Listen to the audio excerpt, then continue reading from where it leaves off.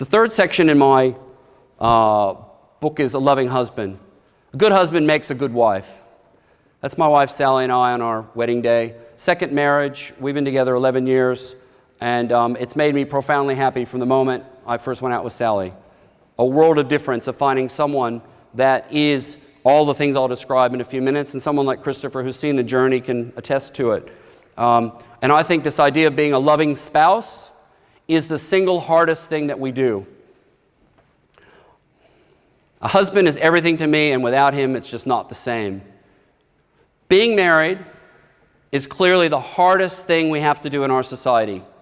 We can all raise kids. They may not be as great as we want them to be. They may not achieve everything they want, but we can get most of the kids out into the workforce and living in their flats and their houses and living their life.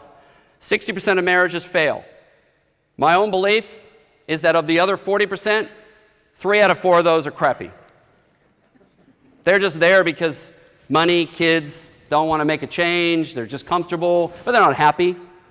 They're not profoundly happy. They don't have a strong relationship.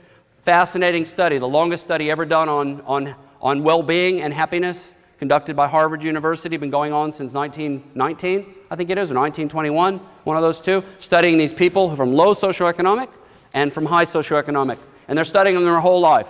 And now they're studying their children. And now they're studying their grandchildren. It's the longest study. If you want to hear it, listen to a TED Talk on it. Right? What they found is that the single most contributing factor to a long, healthy, happy life is a good relationship. Someone who you can believe in, who can look after you can look after them, you can trust each other, you can have a great relationship. And I think it's fundamentally the hardest thing, and I think it's another thing we get no training on. We get nothing. Absolutely zip.